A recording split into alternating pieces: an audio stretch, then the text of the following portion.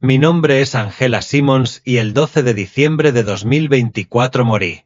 Sé que es una manera chocante de comenzar, pero no hay una manera delicada de compartir lo que estoy a punto de decirles. El mensaje que recibí de Jesús durante mi experiencia cercana a la muerte es demasiado urgente para ser amable. Pero antes de revelar las advertencias que Él me dio sobre las iglesias de hoy, necesitan entender quién era yo y cómo llegué a recibir esta revelación divina. Antes de comenzar, déjenme saber desde dónde están escuchando. Será reconfortante sentirnos conectados, incluso si estamos a kilómetros de distancia. Y no olviden darle me gusta y comentar este testimonio.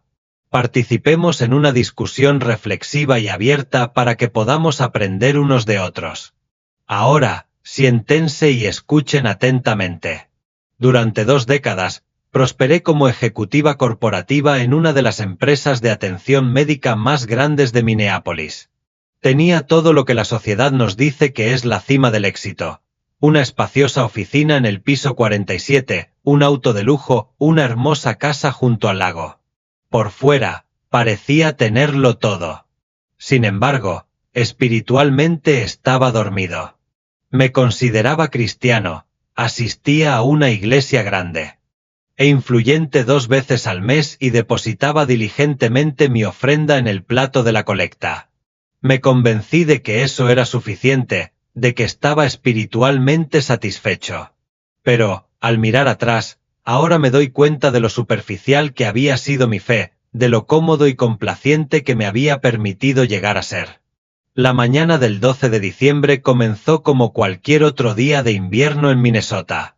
El aire era gélido. El sol todavía estaba oculto detrás de un cielo gris espeso mientras me dirigía al hospital para lo que se suponía que sería una extracción rutinaria de la vesícula biliar. Recuerdo haber charlado con la enfermera mientras me controlaba los signos vitales, bromeando sobre perderme una importante reunión de la junta directiva. Mejor que perderme la Navidad, bromeó con una sonrisa. Me reí. Que poco sabía que en tan solo unas horas, me encontraría de pie ante el mismísimo Jesucristo. Recuerdo todo lo que pasó en el quirófano, la mesa fría y esterilizada debajo de mí, las duras luces fluorescentes de arriba, el pitido rítmico de los monitores. El anestesiólogo, el Dr. Chen, me indicó que contara hacia atrás desde 10. Llegué hasta 7. Antes de que todo se desvaneciera en la oscuridad. Ese debería haber sido el final de mi conciencia, hasta la recuperación. En cambio, fue solo el comienzo. La primera señal de que algo había ido terriblemente mal fue cuando me encontré flotando cerca del techo, mirando hacia abajo a mi propio cuerpo. Vi el momento preciso en que las expresiones del equipo médico cambiaron de concentración tranquila a angustia urgente. Los monitores gritaban, mi corazón se había parado. Había sufrido una reacción inesperada a la anestesia. Sin embargo, no sentí miedo ni pánico, solo una abrumadora sensación de paz y desapego. Y luego apareció el túnel. Muchas personas que han tenido experiencias cercanas a la muerte describen un túnel de luz, pero nada podría haberme preparado para su impresionante realidad. Imagine la luz más pura y radiante que haya encontrado y luego multiplíquela por infinito. El túnel no era solo luz, estaba vivo, palpitaba con energía divina y amor. A medida que avanzaba por él, cada preocupación, cada inquietud terrenal se disolvió en la nada. Estaba inmersa en la paz y el amor más profundos que jamás había conocido. Pero esto era solo el comienzo. Lo que sucedió a continuación. No solo transformaría mi vida, sino que sacudiría mi comprensión misma de lo que está sucediendo en las iglesias de hoy, y el mensaje urgente que Jesús tenía para su pueblo. El túnel se abrió a lo que solo puede describirse como la sala del trono del cielo mismo. La belleza desafía el lenguaje humano. Colores que nunca había visto antes brillaban y fluían como agua viva, tonos tan vibrantes que parecían cantar. Y allí, en el centro de todo, estaba Jesucristo, el Rey de Reyes. La gente a menudo me pregunta cómo supe que era Él. Solo puedo compararlo con reconocer el rostro de tu madre o la voz de tu hijo. Cuando estás en su presencia, no hay duda. Su amor era abrumador, una fuerza diferente a todo lo que había conocido.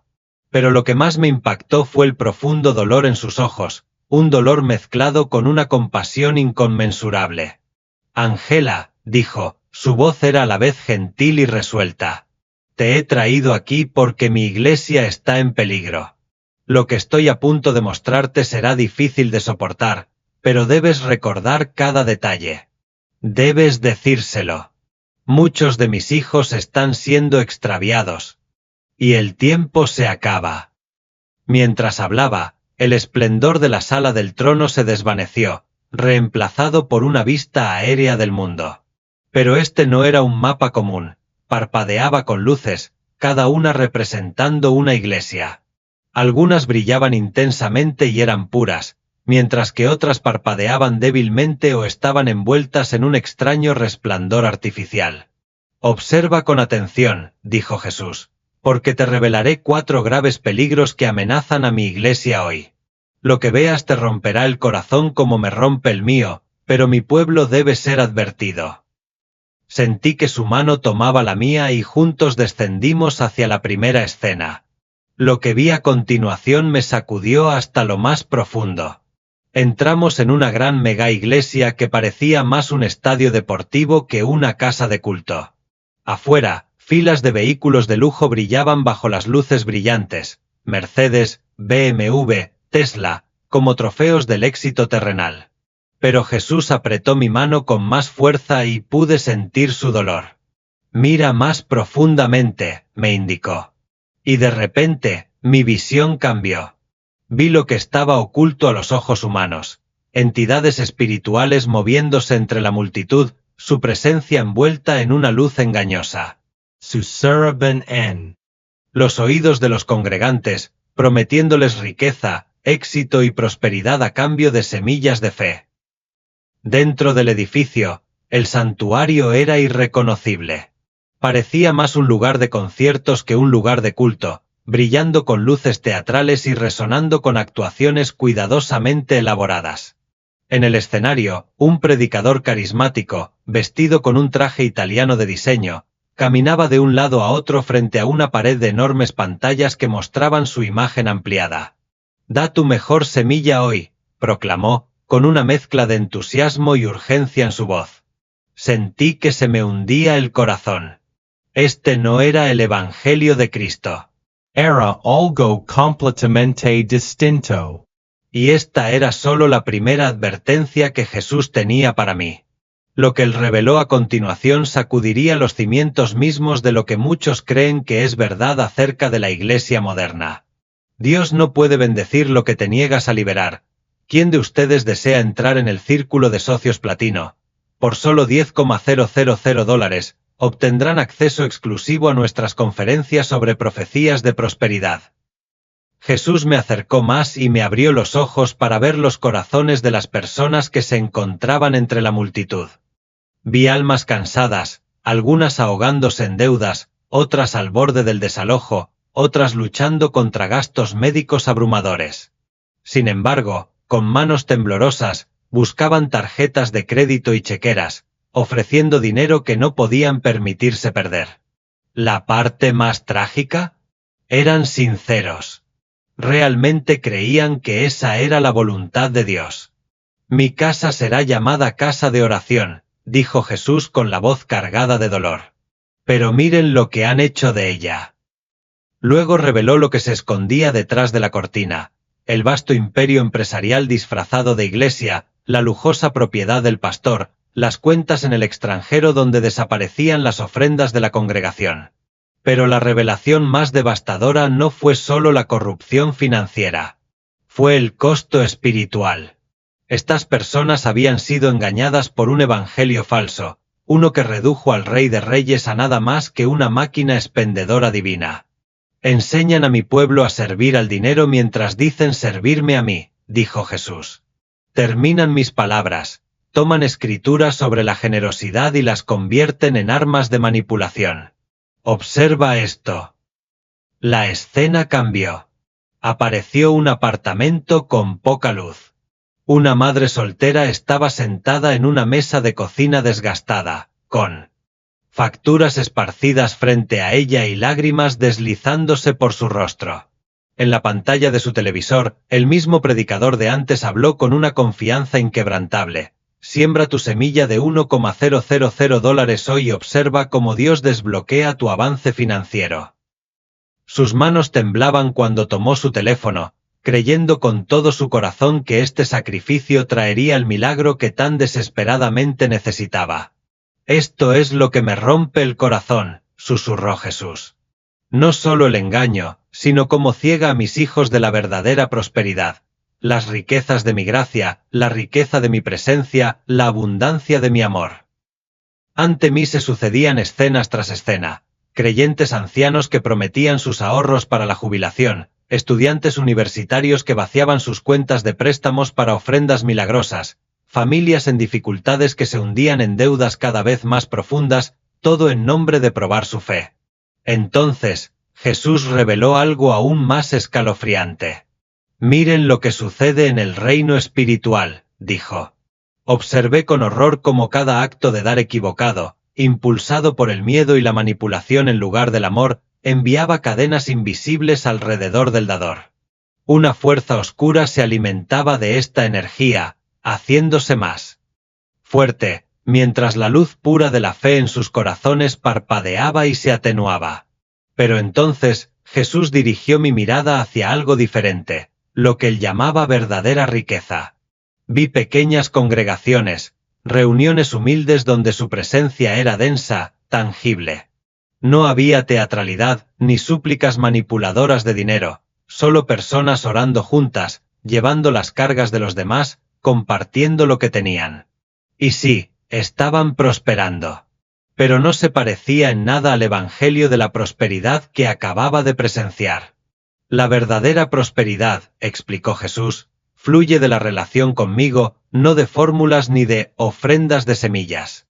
Mi bendición provee para mis hijos, pero nunca a costa de la explotación, nunca reduciendo mi evangelio a una transacción. Luego me mostró cómo muchas iglesias se habían desviado de la verdad. Muchas habían comenzado con corazones sinceros, pero con el tiempo, el hambre de éxito, influencia y estabilidad financiera las había llevado por mal camino. A medida que sus ministerios se expandían, también lo hacían sus apetitos financieros. Cuanto más crecían, más necesitaban y más enfatizaban la generosidad, hasta que el mensaje de Cristo quedó eclipsado por la búsqueda de riquezas. Dígales, dijo Jesús, nunca llamé a mi iglesia para que fuera un imperio comercial.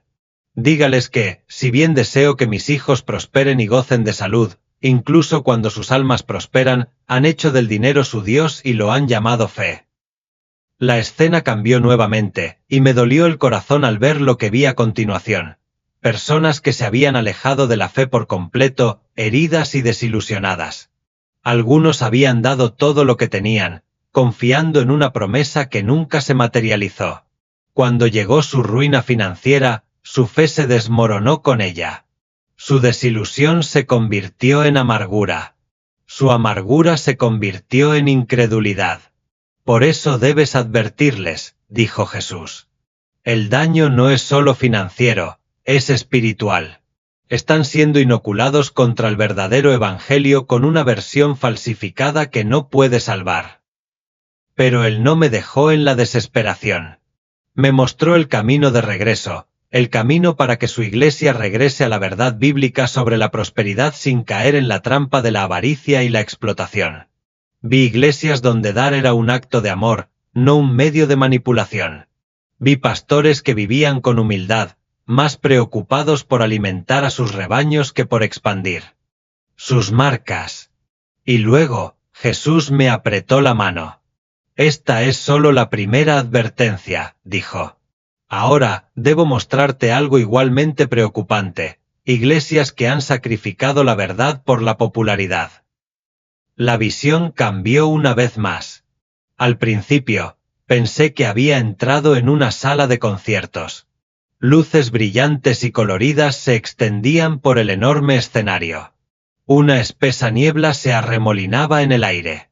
La energía era eléctrica. La multitud era joven, vibrante y relajada, con tazas de café en la mano y la risa en los labios. Esto, dijo Jesús, es lo que muchos llaman ahora iglesia.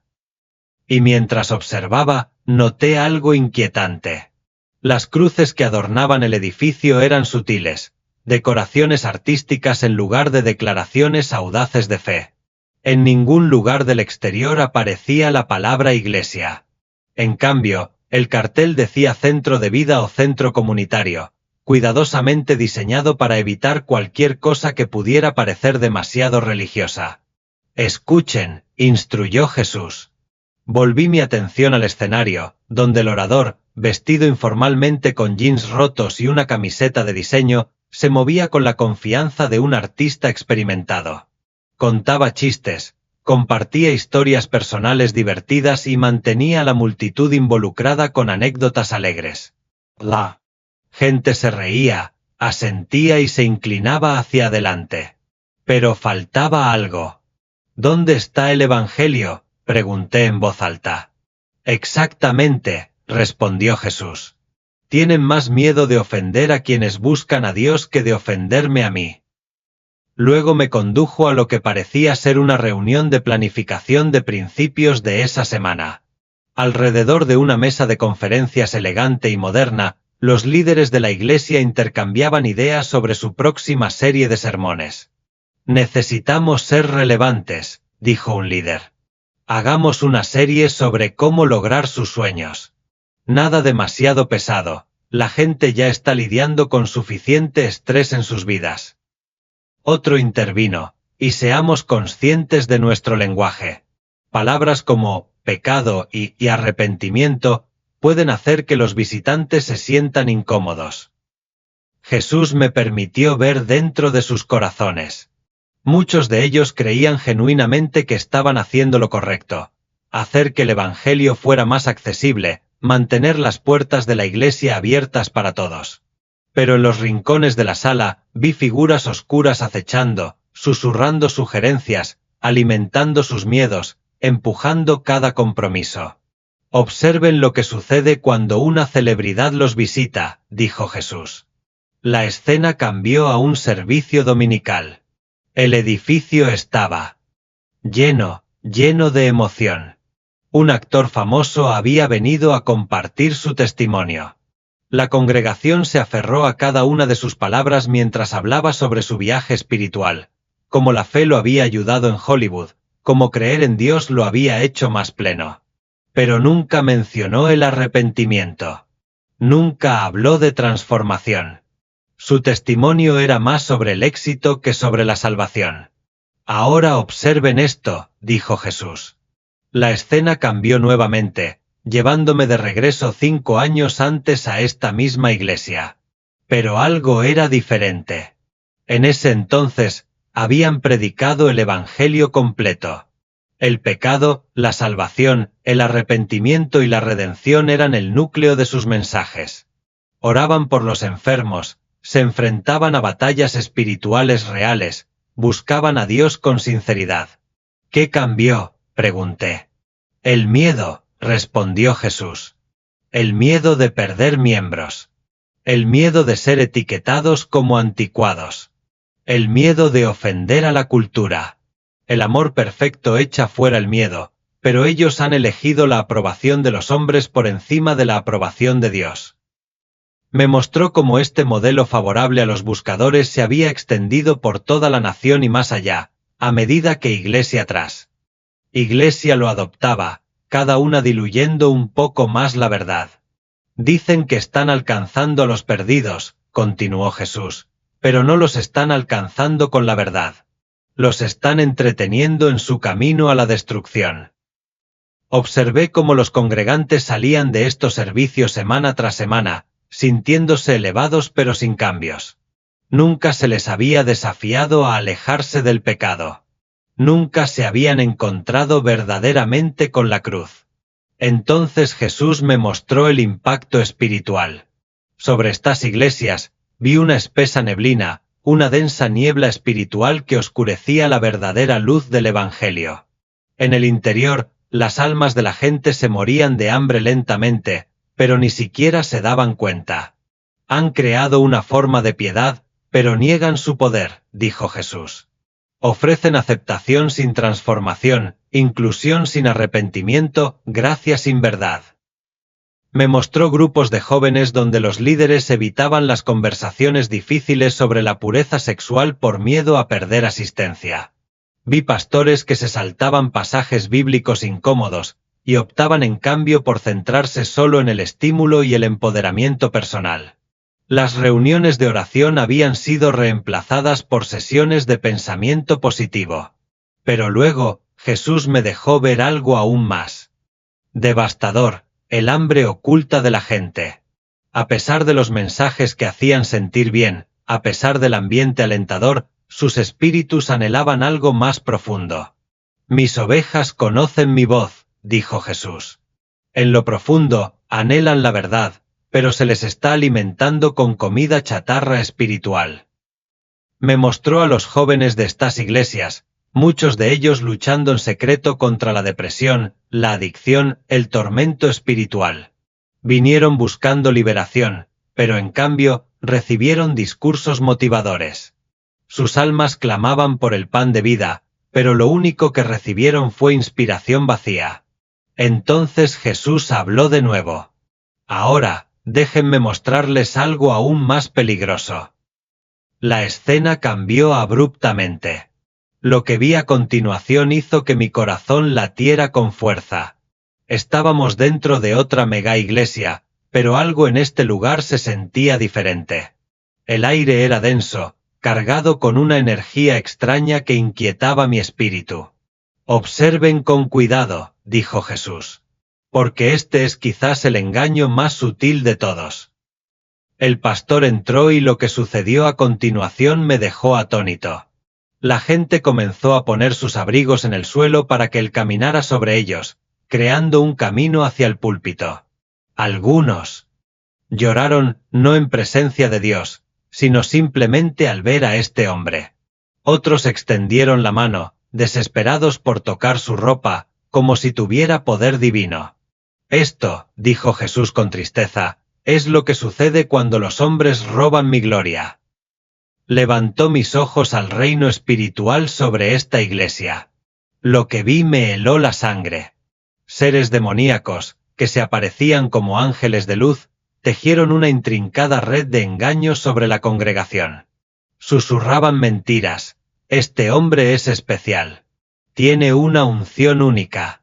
Necesita su aprobación para escuchar a Dios. Jesús me llevó tras bastidores, a la oficina privada del pastor. Era grandiosa, lujosa. Estaba sentado en un escritorio enorme, rodeado de un séquito que lo trataba como a la realeza. Nadie se atrevía a desafiarlo. Su palabra era ley. Observa lo que falta, dijo Jesús. Miré a mi alrededor. No había señales de devoción personal, ninguna evidencia de un hombre que buscara humildemente a Dios. Las paredes estaban adornadas con sus propios retratos, estantes llenos de libros que había escrito, premios y logros en exhibición. Este ya no era un siervo de Cristo, era un hombre que había construido su propio reino. Ahora, mira el impacto. En mi pueblo, instruyó Jesús. Me mostró la congregación, hombres y mujeres que se habían vuelto completamente dependientes de este pastor. No tomaban decisiones importantes en su vida sin consultarlo primero.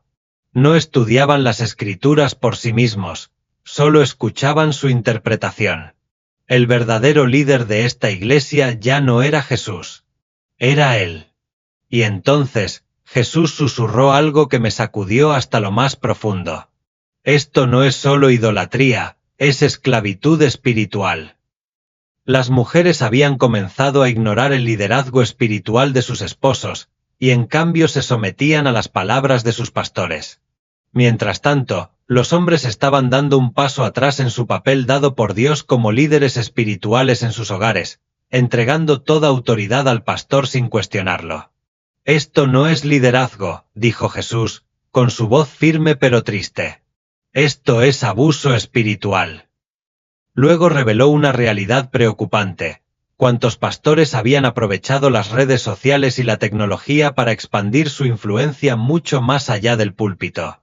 Sus rostros estaban en todas partes, estampados en las portadas de los libros, en los podcasts, estampados en la mercancía. Ya no eran solo pastores, se habían convertido en marcas, celebridades, personas influyentes. Sus palabras no solo eran reverenciadas, sino que, en muchos casos, se elevaban por encima de las escrituras mismas. Han creado un sacerdocio que yo abolí en la cruz, continuó Jesús. Cuando morí, el velo del templo se rasgó para que todos pudieran venir directamente al Padre. Sin embargo, estos hombres están tejiendo ese velo de nuevo, insertándose como mediadores entre Dios y su pueblo. La visión cambió. En varias iglesias, vi este mismo patrón tóxico en acción. Los pastores exigían lealtad absoluta, tratando cualquier disidencia como rebelión. Afirmaban tener revelaciones exclusivas, torciendo las escrituras para reforzar su control sobre sus congregaciones. Aquellos que se atrevían a cuestionarlos eran silenciados, etiquetados como divisivos o espiritualmente inmaduros. Pero luego Jesús reveló algo aún más alarmante: el daño que este desequilibrio espiritual había infligido a las familias. Vi hogares donde las palabras de un pastor tenían más peso que la Biblia misma. Incluso cuando sus enseñanzas contradecían las escrituras, su autoridad permanecía incuestionable. Los matrimonios se tensaron bajo este peso, ya que los esposos y las esposas priorizaron la aprobación de su pastor sobre el diseño de Dios para su relación. Ahora, miren el reino espiritual, instruyó Jesús. A medida que la gente exaltaba a estos pastores a un estado casi divino, vi cuerdas oscuras y opresoras envolviéndolos. Su capacidad de escuchar la voz de Dios por sí mismo se debilitó, su discernimiento espiritual se embotó. Lentamente, se volvieron ciegos al engaño, vulnerables a la manipulación. Ahora, dijo Jesús, con expresión grave, déjenme mostrarles cuán profundo es este engaño. La escena cambió nuevamente. Vi a un pastor predicando desde el púlpito, enseñando con confianza doctrinas que contradecían directamente las escrituras. Cuando los miembros de la iglesia preocupados señalaron respetuosamente estos errores, los descartaron como alborotadores, los acusaron de desunión. La autoridad del pastor se había vuelto absoluta, su palabra más allá de toda crítica. Se han olvidado de que solo yo soy la cabeza de mi iglesia, dijo Jesús. Han desmantelado el sacerdocio de todos los creyentes y lo han reemplazado por una nueva jerarquía, una que yo nunca establecí. Luego, reveló cómo este ciclo se perpetuaba. Los ministros jóvenes no estaban siendo entrenados para pastorear al pueblo de Dios, sino para construir sus propios seguidores. Se los animaba a cultivar marcas personales, hacer crecer las plataformas de redes sociales y establecer sus propios imperios espirituales. El objetivo ya no era hacer discípulos de Cristo, sino hacer seguidores de hombres. ¿Pero qué pasa con los pastores mismos?, pregunté. La mirada de Jesús se volvió sombría. Me mostró que muchos de estos líderes no habían comenzado con malas intenciones. Habían comenzado con corazones sinceros, ansiosos de servir. Pero con el tiempo, habían sido seducidos por la atracción embriagadora del poder, la influencia y la admiración. El enemigo había tendido una trampa tan sutil, tan insidiosa, que apenas habían notado las cadenas que se apretaban a su alrededor. Lo más triste, dijo Jesús, con la voz teñida de tristeza, es que muchos de ellos ni siquiera se dan cuenta de que se han convertido en ídolos.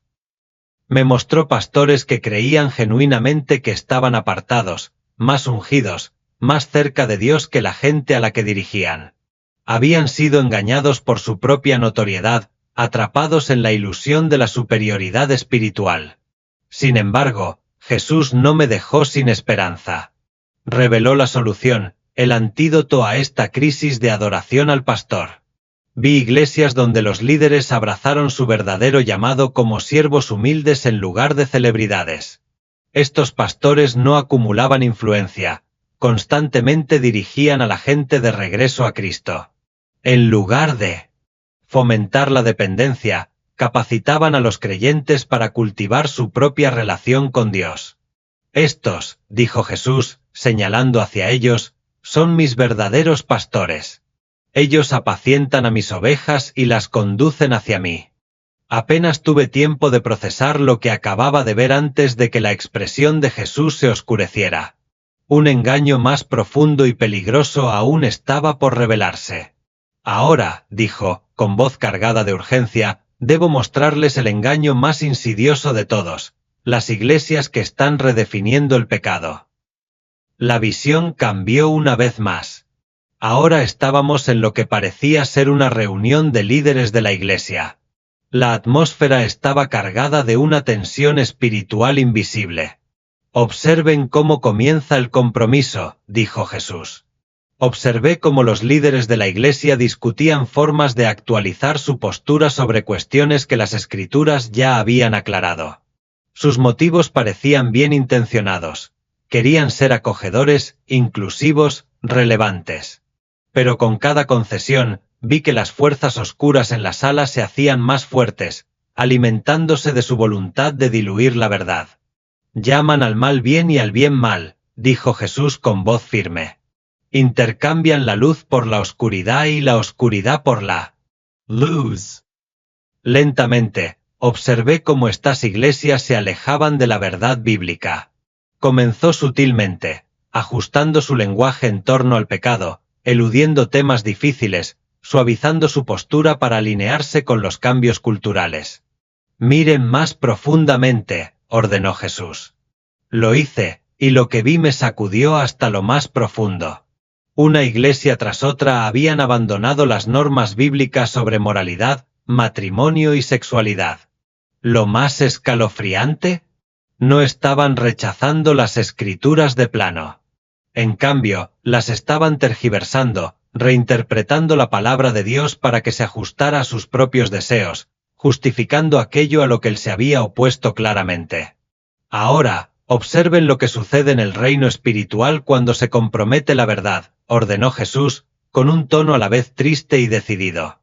Lo que se desplegó ante mí fue aterrador. Cada vez que una iglesia decidía redefinir el pecado en lugar de enfrentarlo, una densa y opresiva oscuridad caía sobre la congregación como una niebla descendente. No era meramente simbólica, era una realidad espiritual. A medida que la oscuridad se profundizaba, vi su efecto sobre la gente. Sus ojos, que antes brillaban con discernimiento, se nublaron. Su capacidad para distinguir la verdad del engaño se debilitaba con cada momento que pasaba. Este es el patrón, explicó Jesús. Primero, comienzan a cuestionar si mi palabra realmente significa lo que claramente dice. Luego, argumentan que los tiempos han cambiado, que se necesitan nuevas interpretaciones para adaptarse al mundo moderno. Finalmente, declaran con valentía que lo que he llamado pecado es, de hecho, bueno, que incluso es bendecido por mí. Sus palabras me atravesaron como una espada y la escena cambió nuevamente.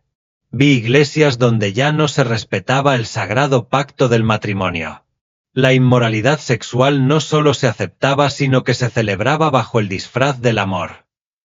El temor del Señor había sido reemplazado por una gracia falsa, una gracia que no requería arrepentimiento, ni transformación, ni rendición. Pero mira el costo, dijo Jesús, con su voz llena de dolor. De repente, vi el costo espiritual que sufrían las personas atrapadas en estas iglesias. Las personas que una vez habían buscado la libertad del pecado ya no eran guiadas al arrepentimiento y la gracia. En cambio, se les estaba diciendo que su pecado no era pecado en absoluto. Las cadenas que los ataban permanecían, pero ahora habían sido disfrazadas de libertad. Les prometen libertad, citó Jesús de las Escrituras, pero ellos mismos son esclavos de la corrupción. Observé cómo los verdaderos creyentes dentro de estas congregaciones luchaban con la agitación interior.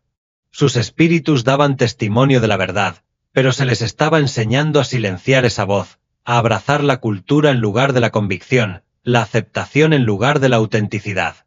Su lucha era desgarradora, porque podía ver que anhelaban algo más profundo, algo real. Entonces la visión cambió. Me encontraba en una iglesia donde la cruz apenas era visible, oculta en las sombras, minimizada o completamente eliminada. Sin la cruz, dijo Jesús, con su voz cargada de dolor, no hay necesidad de arrepentimiento. Sin arrepentimiento, no hay verdadera salvación. Me mostró grupos de jóvenes donde los jóvenes, ávidos de verdad, estaban siendo alimentados con filosofía cultural disfrazada de sabiduría bíblica. Sus preguntas genuinas sobre moralidad, sexualidad y rectitud eran respondidas no con la palabra de Dios sino con ideologías cambiantes y mundanas. Vi niños, inocentes, impresionables, absorbiendo enseñanzas que contradecían no solo las escrituras sino las leyes mismas de la naturaleza. Los niños sufren más, dijo Jesús. Se les está enseñando que la verdad es fluida, que pueden definir su propia realidad. Pero esta es la mentira original de la serpiente, el mismo engaño susurrado en el Edén, que el hombre puede determinar por sí mismo lo que es bueno y lo que es malo. Mi corazón se dolió cuando él reveló algo aún más devastador. Vi el conflicto interno de pastores y líderes, hombres y mujeres que sabían, en lo profundo de sus corazones, que estaban comprometiendo la verdad. Y, sin embargo, se sentían atrapados. Atrapados por el miedo a perder miembros, miedo a ser etiquetados como intolerantes, miedo a la reacción de una cultura que exigía su silencio o su conformidad. El temor es enemigo de la verdad, dijo Jesús. El amor perfecto echa fuera el temor, pero ellos han elegido el temor del hombre en lugar del temor de Dios. Vi en qué se habían convertido sus iglesias, lugares de consuelo en lugar de convicción, casas de compromiso en lugar de santidad.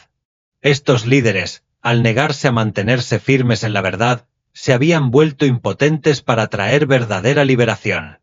Sin verdad, declaró Jesús, no puede haber una verdadera transformación. Ofrecen aceptación sin cambio, inclusión sin arrepentimiento, amor sin santidad. Pero este no es mi evangelio. Entonces, cuando mi tiempo con él se acercaba a su fin, Jesús me miró con una urgencia que nunca olvidaré. Diles, dijo, que todo debe construirse sobre la oración y anclarse en mi nombre. Antes de que pudiera responder, sentí que mi alma era atraída hacia atrás, suavemente pero con gran fuerza, como si el mismo aliento del cielo me estuviera llevando. El mundo a mi alrededor se desdibujó y, en un instante, estaba de regreso. Me desperté en el hospital, rodeada de médicos y enfermeras, sus rostros marcados por el asombro. Podía sentir que mi corazón latía de nuevo a su ritmo regular, el subir y bajar de mi respiración llenando una vez más mis pulmones. Y en medio de todo eso, sentí una paz abrumadora, la presencia inconfundible de Dios. Estaba viva. Al compartir este testimonio, mi oración es que conmueva los corazones, que despierte la convicción, que llame al pueblo de Dios de regreso a Él. Las últimas palabras de Jesús resonaron en mi interior, palabras que ahora les transmito. Arrepiéntanse y regresen a su primer amor. Busquen primero mi reino y todo lo demás encajará en su lugar. No se dejen llevar por los falsos evangelios de la prosperidad, la inclusión o la adoración a las celebridades. Mi palabra es verdadera y mi poder es real. Vuelvan a mí y yo regresaré a ustedes.